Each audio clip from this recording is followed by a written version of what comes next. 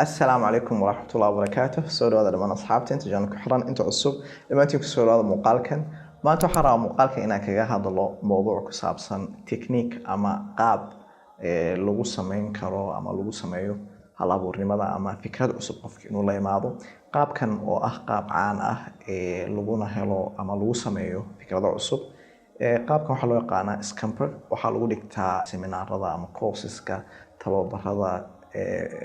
fikirka hal abuurnimada ama English waxa loo yiraahdo creative thinking ama Carabiga التفكير الإبداعي. maanta waxaan rabaa markii inaan xooga sharxo technique-gaas daawasho wacan.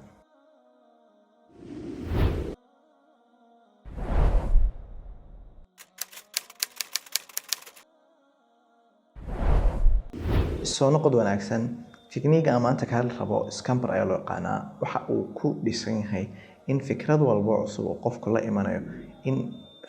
ay tahay fikrad hore oo la hagaajiyay ama wax laga bedelay ama wax lagu daray ama wax la isku daray waxyaabo noocaas oo kala ah. marka wuxuu ku siinayaa 7 step. 7 step oo mid kasto kamid ah hadii aad la marto aad fikrada la mid ah ama fikrada cusub oo fikradii aad ka soo dhax saartay aad ku sameyn karto. waxaan rabaa markii inaan 7 sharax yar ka bixiyo. waxaan ku bilaabaynaa step-ka koobaad ee kelmadda Scamper. waxay ka kooban tahay 7 xaraf. xarafka koobaad oo ah esta waxa loo soo gaabiyay oo maxaa la yiraahdaa step-ka koobaad ee ah substitute. substitute waxa la mid tahay in aad wixii ka maaranto oo bedesho wax kale ku bedelato. tusaalayaasha la bixiyo waxa kamid ah korontada oo kale halkii laga sameyn lahaa gas iyo petrol inta la isticmaal lahaa in laga sameeyo kale mesela solar system iyadoo la isticmaalayo ama mesela kale iyadoo la isticmaalayo wind power ama hydraulic power oo biyaha in laga sameeyo waxyaabo noocaas oo kala marka waxa ka maarmaysaa wixii oo dhan wax kale ay ku bedelanaysaa oo isla shaqadii qabanayo. step-ka labaad waxa loo soo gaabiyay xarafka C waxaana uu yahay combine oo ah in wixii aad isku darto. laba wax in aad isku darto wixii in wax kale ku darto. tusaalayaasha la bixiyo waxa kamid ah mesela in telefoonada kala tusaale loo soo qaataa qof adiga laftakaaga noloshada hadii aad u sii fiirso heli doonta tusaalayaal kala fara badan. laakiin tusaalaha buugta iyo aan ku akhriyo waxa kamid ah mesela in qof telefoonadii hore oo kale markii hore ma lahaa jirin hadii la kureeyo ma lahaa jirin kamarada iskid ee loo isticmaali jiray telefoonkana kamera. maanta waxaan arkaysaa in telefoonkii uu kamera leeyahay. sidoo kale waxaan arkaysaa in mesela oo kale la isku daro computerkii iyo mesela oo kale tabletski oo hal tablet oo computer ahaan Windows aad isticmaali karto. waxyaabahaas oo dhan oo dhowr waxyaabood la isku darayna iyadana waa fikrado cusub oo aad waxyaabo badan nolosha kamid inta isku darto aad waxyaabo cusub soo saari karto. qaabka saddexaad ama step-ka saddexaad ee ku jira ereyga Scamper waa ereyga adapt ama xarafka loo soo gaabiyay. waxaan loo soo gaabiyay adapt oo la mid ah in wixii aad xoogaa wax ka bedesho si xaalad gaar ah oo kale mesela ay ugu fiicnaan karaan. tusaalayaasha la bixiyo waxa kamid ah mesela in gaariga halka dadka caadiga loogu talagalay in loogu gaar la sameeyo kala gaari mesela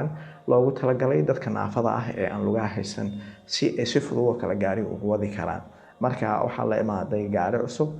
oo xaaladihii dadka kamid ah si fiican u dabooli kara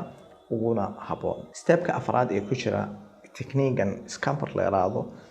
waxa loo soo gaabiyay xarafka M. waxa uu la mid yahay waxa lagu soo gaabiyay ereyga modify oo ah inaad wixii wax ka bedesho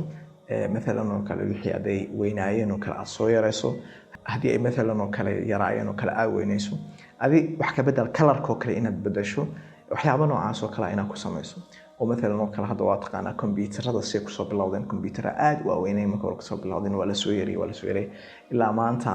telefoonada ay soo gaareen iyo maxaa la laptop aad u maxaa la raahdaa u yar ama u dhooban. waxa kaloo kamid ah in mesela oo kale maanta shirkadaha telefoonada shirkad walba maanta wax soo saarta productyadeeda maalin walba maalinta ka dambeysa ay wax ka bedelayso productiga labaad ama jiilka labaad jiilka hore waxyaabo badan ayuu kaga duwan yahay. markii inaad wixii wax ka bedesho waxyaabo cusub ka soo kordhisay iyadana waxay la mid tahay fikrad cusub oo ibdaaciya waana step aad u mari karto si aad fikrad cusub u dhaliso. xarafka shanaad ee ku jira ereyga Scamper ee ah xarafka P. xarafkaas oo loo soo gaabiyay put to another use oo ah in wixii aad u isticmaasho waxii loogu talagalay wax aan ahayn. tusaalayaasha waxa kamid ah tusaale aniga arkay in sheegay buugiyo kuma qorna laakiin tusaalahan waxa uu yahay مثلا فوستooyinka saliida qasacyada caana booraha lagu keeno kale in loo isticmaalo مثلا in guryaha lagu dhiso مثلا oo kale waxa arkaysa amaba qabriyada kale lagu isticmaalo marka hore looguma talagelin laakiin waa faa'iido qof uu maalin ku fikiray in la kala jeexo kale foostadii ama مثلا oo kale qasaci in la kala jeexo kadibna sida lagu fidiyo oo si kale loo isticmaalo marka fikradaas oo kale waa inaad wixii hore haysato kale faa'iido kale loo isticmaali karo oo hayso waa iyadana qaab fikrad cusub oo qofku ku sameyn karo xarafka lixaad ee ku jira ereyga scamper waa xarafka e oo loo soo gaabiyay eliminate waxay la macno tahay in aad wax kamid ah waxyaabihii ay wixii ka koobnaayeen aad ka maaranto ama meesha ka saarto مثلا oo kale waxaa tusaale loo soo qaataa in dhagihii oo kale ama samaacaadkii hore la isticmaali jiray xarkaha lahaa in laga maarmo oo kadibna earbuds la isticmaalo ee aan xarig lahayn ama مثلا oo kale keyboard bilaa xarig oo kale oo bluetooth kaliya ku shaqeynaya in la helo waxyaabahaas oo dhan waxay iyagan kamid yihiin maxallada fikrado cusub oo aad u fara badan ayaa meesha ka soo bixi kara ereyga u dambeeya ama xarafka u dambeeya ee xarafka r waxaa loo soo gaabiyay laba waxyaabood waa la yiraahdaa mar waxa la yiraahdaa reverse ayaa loo soo gaabiyay oo inaad wixii rogto tusaalena waxa loo soo qaataa jaranjarooyinkan dhaqaaqay qofka uu taagan dabaqa hoos oo inta qaadan dabaqa kala geynaya jaranjarada marka hore sidii hore waxay ahayd in qofku isagu socdo iyaduna ay taagnaato hadda laakiin jaranjarada iyada dhaqaaqaysa qofkina uu taagan yahay marka waxaa la rogay qaabkii wixii u shaqeynayeen oo wixii taagnaa ayaa la dhaqaajiyay wixii dhaqaaqayeen waa la istaajiyay erey kale loo soo gaabiyana waa jira oo la yiraahdo waa loo soo gaabiyay oo rearrange oo in wixii sida ay marka hore isugu xigeen oo kale soo kala hormariso ama kala dib mariso